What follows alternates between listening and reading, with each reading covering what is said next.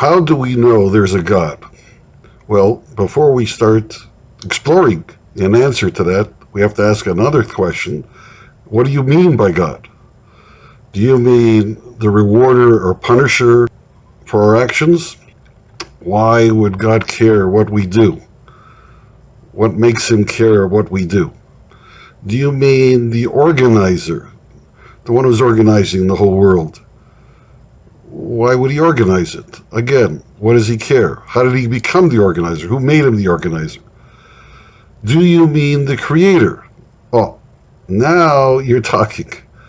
Because if we're speaking of God the creator, that he started everything, so then that explains who put him in charge of organizing it. He's the one that created it. So when you make something, you start organizing it, putting it in its place. And he also explains why he's the rewarder or punisher, because it's his project.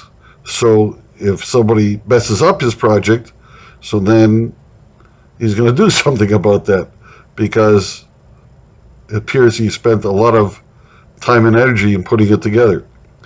So it makes a difference to him. That's one way of looking at it.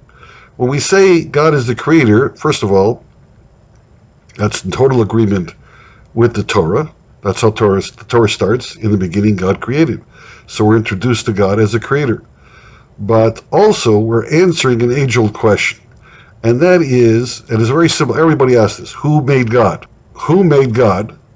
We ask that question because when we look at the world we inhabit, we see that everything has a cause and effect. Whatever happens, we can trace it back and find out, well, that happened because this happened beforehand, and that happened before that, and so on, back and back and back. You always can find and identify a cause for how or why something happened. So the world happened, and we want to know, how did it happen? What was the cause that made it happen? If you answer God, so then you say, well, who made God? But here we can stop. The only reason we ask the question is because everything inside this world, this universe, has a cause and effect. But something outside the universe, that could be totally different. It doesn't have to have a cause and effect. We only ask the question because that's what we see in this universe. So if it's outside the universe, which it has to be because God created the whole universe, so that's why the question doesn't arise. It also starts answering another question. Why is God invisible?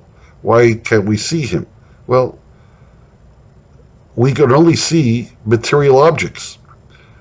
There's a lot of things we can see. There's things that we identify, we know they're there, and we can't see them. Well, God is another abstract concept or being outside the universe, no body, no material, and so there's nothing to see. That's why God's invisible. It's a supposition. We're saying there's something that created the universe. We're calling that God. This definition does not describe what most people think of as God, but it's the right start.